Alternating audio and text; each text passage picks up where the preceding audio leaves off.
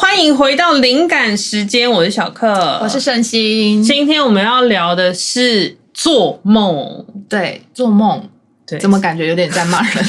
你做梦吗？你在做梦吗？少做白日梦了。盛心老师是一个会做梦的人吗？会啊，蛮常做梦，但是呢，很多人都问过我，就是会不会靠托梦来告诉我什么？你怎么破了我今天的梗呢？你是要问这个问题吗？对，没有，你没有被托梦过？没有，我没有在梦中就是被他们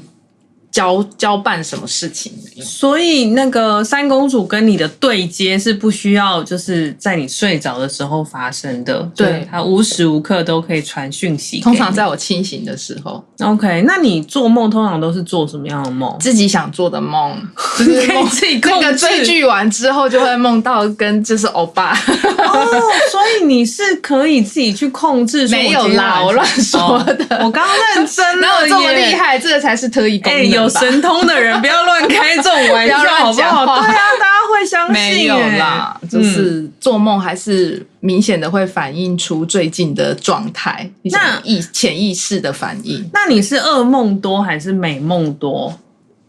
我吗？我发现我其实睡起来以后不大记得梦是怎么样，对，但是听说这样子才是正常的，对，就是你不能记得，对，如果你记得就睡不好。对，我会问这个问题是因为啊，人类图真的可以看你是噩梦体质还是美梦体质啊，这个也是有设定好的哦。人类图的进阶知识，其实我们有你躺下躺平之后，它会出现一个叫就是人梦图，反正就是我们的人类图本来是一个人的形象嘛，当你躺下睡着的时候，它会呈现一张完全不同的图，那是我们进阶要学的知识。然后有的人呢，天生就是会接通，就是往魔界的通道去，就是你很容易梦到一些神神鬼鬼啊，然后或者是被追啊、被杀啊，然后被干嘛干嘛，就很紧张的梦。睡觉睡下去其实蛮可怕的。对，可是其实我就是噩梦体质，我是一个很容易做噩梦的人。可是啊，其实在人类图的那个设计的解析里面，就会发现说，你其实是噩梦体质的人，反而你是承受得了噩梦的。就是我很常做梦会梦到那种我从2楼阳台跳下来，然后后面有坏人在追我，然后我印象最深的还有一个梦，就是我第一天晚上是先梦到我被追，然后因为无路可逃，我要跳窗而出之后，我就吓醒了，然后第二天晚上呢，我就睡着之后我就继续做梦，然后那个剧情就会连接着是我已经跳下去了，然后我继续跑，就是那个剧情整个串起来。可是我醒来，虽然我记得梦，可是我不会觉得害怕或是累，我反而会有一种释放出去的感觉。你知道为什么吗？为什么？因为睡觉啊，它是有一个周期，4个周期，就是入眠、浅眠、熟睡跟快速动眼期。然后我们在做梦的时候就是快速动眼期，然后这个过程很重要，因为它是一个情绪的释放所以如果你没有到做梦这个阶段，你就醒过来的话，你的情绪其实会一直被压抑，它没有办法释放，然后人的脾气就会很不好，所以反而像你这样有进入到这个做梦的阶段，然后把情绪去清空，醒来之后其实反而比较好。可是我有听过有一些人的说法是，他们是会睡着之后，然后被噩梦气醒或是吓醒之后，然后醒来之后他的心情就会一直很糟。你在这些问世的人里面有没有遇过就是有这种困扰，然后他睡也睡不好，然后噩梦又很多，然后就会来问你说，盛心老师，我是被什么东西缠上了？对，卡音吗？你有遇过？有些人真的是这样子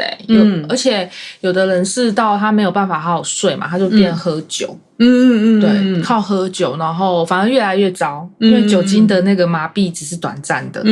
对。但是我都会比较科学理性一点，我就是说，如果你真的睡眠品质不好啊，不要觉得是什么卡音或运势低，你就是去看医生啊，去看睡眠障碍科快一点，去该吃安眠药就吃安眠药，没有关系的。有人觉得吃安眠药很罪恶，或者是会上瘾，但其实不会，就是就是心理医师其实都有说，你基本上如果我们自己是处于一种有意志力的存在的时候，不会被那个安眠药就是拖进去。对，那其实就剂量比如说医生开的剂量，如果你真的很担心，那你就是再减半。但是一定要把自己先把那个睡眠的那个频率，因为好像有的人真的就是没有办法就是控制自己的那种睡眠的那种状态了嘛。对，所以那个已经到那么严重的时候，我都还是会鼓励他们，你们还是先去看医生，然后该吃药就吃药，然后再辅助一些身心灵的疗愈啊，或者是修行的课程。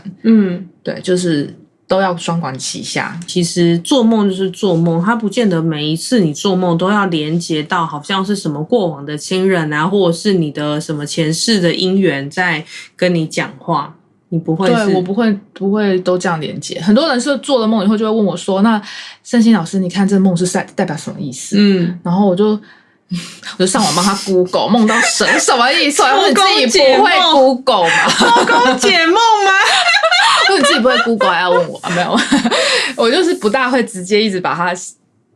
这种时候是不是也是三公主就不回答了，就表示说这个梦没有什么特别的意思，你没有什么需要知道，所以三公主就不会有讯息。越来越懂三公主了。对，因为他可能就想说你这种闲聊式的我才不要理你呢，就是你只是来跟圣心闲聊的。但是蛮多通灵者他是靠做梦在练功哦。我听很多就是比如说有人来问他，然后他就说这件事情我晚上睡一觉明天再告诉你答案，就是他的神明是靠梦中告诉他答案，这是有一种。然后另外一种是练功，就是说他会说他在梦的时候呢就带他去上天堂下地狱，然后做了什么什么什么，起来以后他就觉得说精神百倍，然后他好像收了很多法宝在身上。对，就是在我们这个宗教的信仰里头有人是这样，对，有蛮多神的代言人或机神是这样子的，就真的就是会说好羡慕你们哦，因为三公主从来都没有带我上天遁地的，我就一觉到天亮。所以你从来没有梦过任何一尊就是道院里面的神明吗？没有真的对啊，因为他们平常就是一直在你旁边讲话，所以也不需要入梦的意思吗？对，他们会显像给我看，就是直接是我清醒的显像给我看，他并没有在梦里面就是跟我有互动。显像你是说大白天然后你就会在你眼前看到他这样子吗？对。我以为你看不到，结果你是看得到的。神看得到 OK， 然后其他的你不想看都看不到，其他的对啊就不敢看所以是看得到但是可以选择不要看。没有啦，我没有阴阳眼这种。 OK， 因为这是你的交换条件嘛。对，我们之前有一集有说，就是那个圣心老师如果要当神明的传讯者的话，他的要求就是神明不可以让他看到鬼因为他很怕鬼胆小的神的代言人。第一次听到通灵者怕鬼的，我真的是也是很服了你所以有很多人就是会有一些故事，就会例如说梦到过往的亲人回来托梦啊。这个真的很长会说。对啊，那你有遇过吗？对不对？对，就是真的有这种事吗？灵魂是可以，或是过往的亲人是透过做梦是可以来传递讯息的吗？听到蛮多人有的。对，这个是那你有验证过吗？就是例如说他什么来问世的人说爸爸就是过世了，然后做梦到他有一个什么要求，然后的确也是这个灵魂想要有的要求，你有这样的经验吗？就是我通常会告诉个案说你就是看一下你的这个梦会出现的频率高不高，如果只有偶尔梦一次，我都觉得你就放宽心，不要太担心。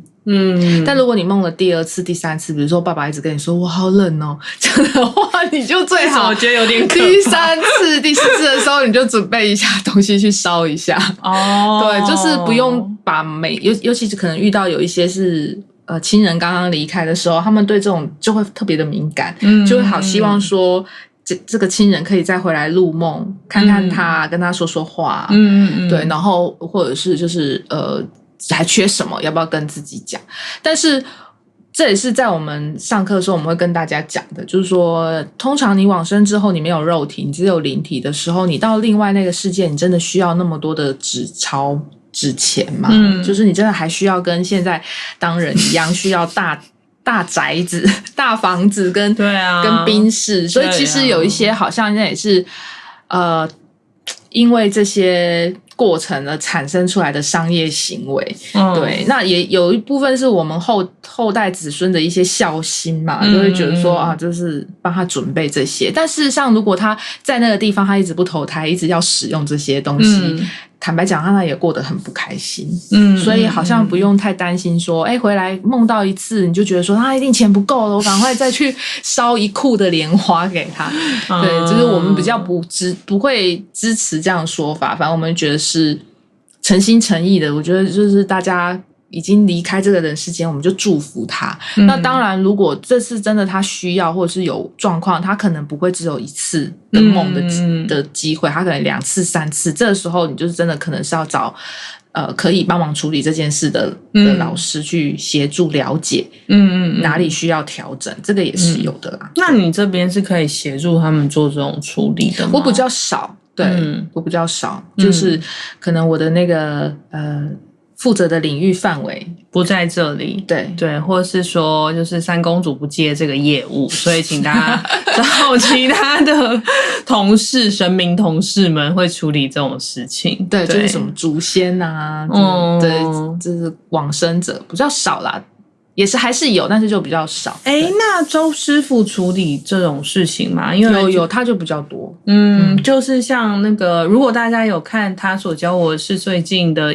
那个最新的影片，就是盛信老师有访问周师傅，就是他的爸爸，我的父亲，对，然后他是济公师傅的继生嘛，对，所以。如果你真的有这个需求的话，就是去找周师傅。对，因为我去年那个中元普渡的时候，也有被那个叫护持嘛，就是有被祝福到这样子。对，所以其实，在人类图里面，我来跟各位分享一下，就是有一些人的体质就是天生就是很会做各式各样的梦，就像梦的人嘛。对，就像我，就是我会做一些很有剧情、很真实的梦，然后那些梦甚至是就是我醒过来我都还会记得，然后会连续梦这种。可是就真的像你讲的，那对我来说是一种抒压，然后甚至是我很常在梦里面跟不再联络的朋友和解。或是没有结果的感情和解，怎么这么感动啊？对，我发现我自己有一个，可能是因为我的设计吧，就是我真的有接通人类图的一条通往魔界的一个通道，然后我就会把很多的遗憾、后悔，或是我在现实里面再也不想跟这个人联络，但是我会在梦中就是跟他做一个和解。对，那在人类图的那个梦图里面，其实也有的人就是他天生就是不怎么会做梦，或是他天生做的就是美梦。所以如果梦下去都是我在吃好吃的东西，我在跟我的偶像约会这一种，那就恭喜你，就对于你来说做梦就是一个天堂。对，你就是会梦到一些好事。所以如果有一些人呢，你真的是就是这辈子是一个几乎不怎么做梦的人，然后突然你梦到过往的亲人，然后像圣经老师讲的梦1次2次3次好多次，那真的可能就是有一些讯息你接收到了。但是绝大多数如果你真的是一个很常做梦的人，在人类图的解释里面也是在大脑的构造是讲得通的，你也就不用太过焦虑。对，真的有的人会这样子哈。对，就是我怎么一直在梦，那是不是不好或怎样？对啊，那如果你是真的有一些就是睡不好啊，或是梦游症啊，或是就是很难入眠的状况的话，除了看医生以外，其实人类图的解读也有一些可以帮到大家的，因为我们会看你的人体的这个设计的构造嘛。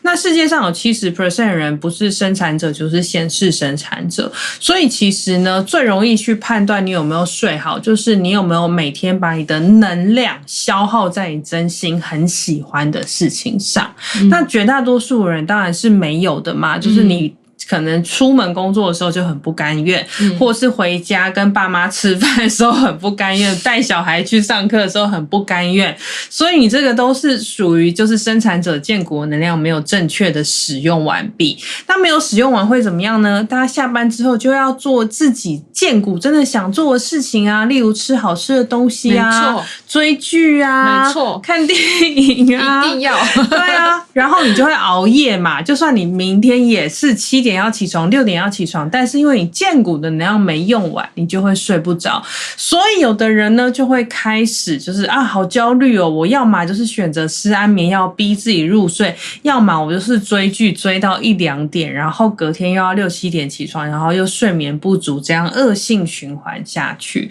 所以其实你真的要让你的身心稳定，第一个就是你的身体要调整到一个很好的状态。那当然这件事情我觉得并不是这么容易啦，尤其像圣心老师自己有2个小孩，然后都是已经是小学了，对，小学就是正活泼好动的时候，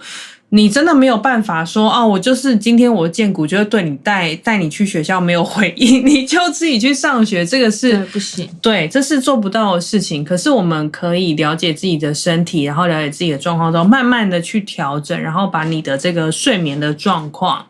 慢慢的调整回来，然后或是说你真的要安排自己一段时间，你假设你每天都是10点要到公司，那你至少1个月有个1、2天你可以上午请假吧，让自己好好的睡好，等等的方式你都可以去找到那个平衡，对啊。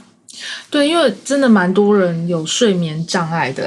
对，就是现在真的太多了，然后以前我们也不知道说要去看医生，那现在蛮多人其实很主动，他发现他就是失眠的很严重的时候，他就会去看医生，也愿意吃辅助一些安眠药来帮助自己。但是也是蛮多人会来问，就是说那我是不是可以到不要吃药的方式？对，因为还是倾向说能够靠自己的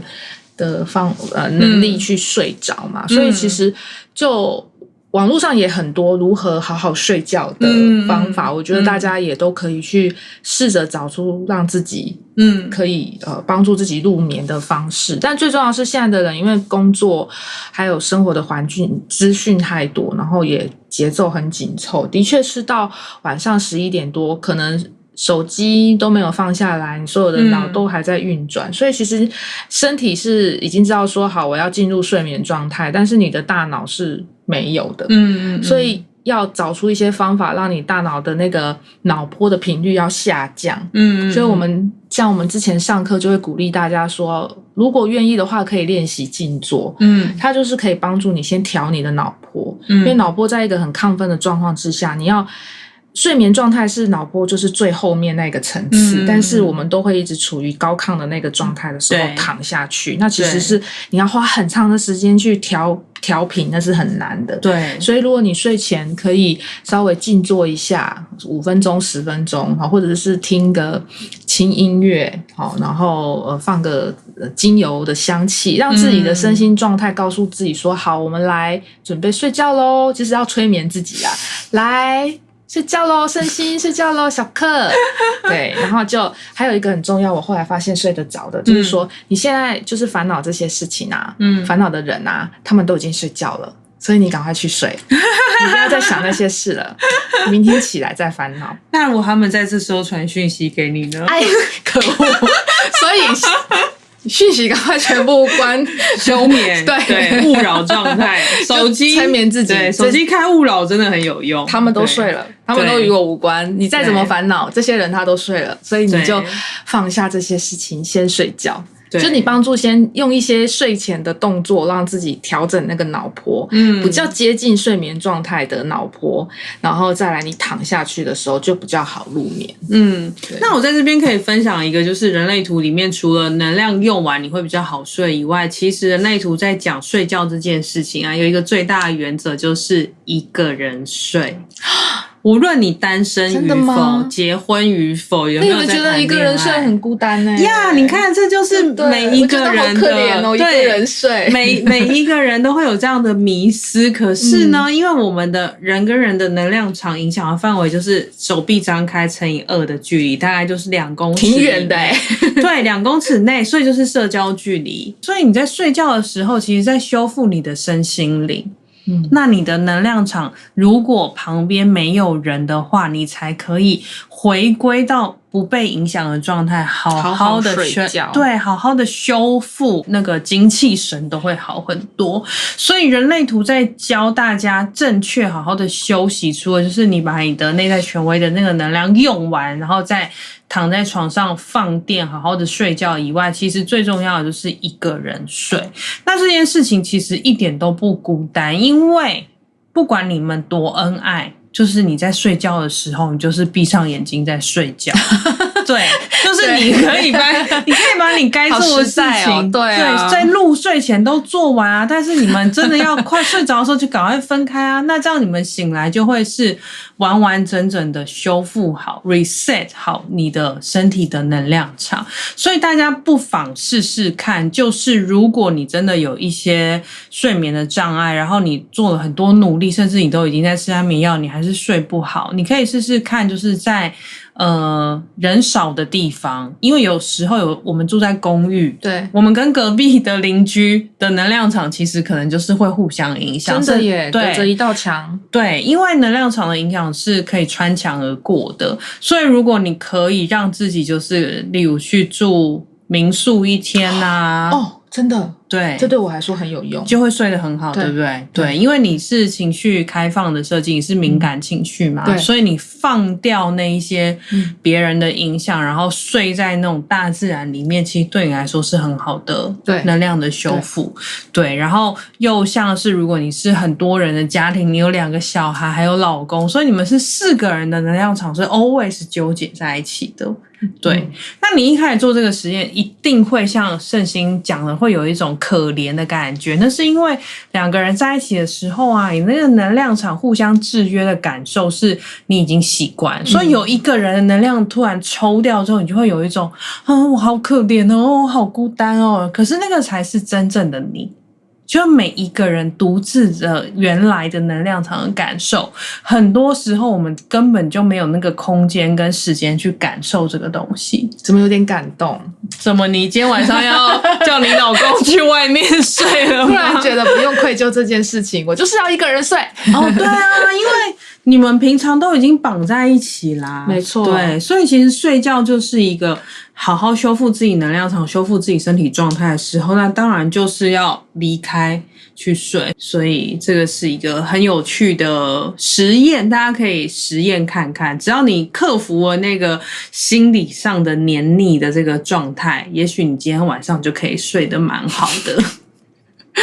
好哦，那我们今天聊睡觉跟做梦这件事就到这边了。对，希望对睡眠有所障碍的人来说会有点帮助。对，如果你想要在睡前听一些让你自己舒服的音乐或是声音的话，其实圣心老师在他所教我的事的 podcast 上面有上传一集是哄大家睡觉的那一个。对，谢谢你帮我宣传，没错，对，我还用低沉的嗓音来录那集。对，所以大家可以去试试看，就是能不能让圣心老师哄你睡，对，哄你入睡这样。如果有效的话，也欢迎就是来留言，我会请圣心老师做一个系列的睡前故事系列这样子。好啊，好哦，那我们今天就先聊到这咯。好，拜拜，拜拜。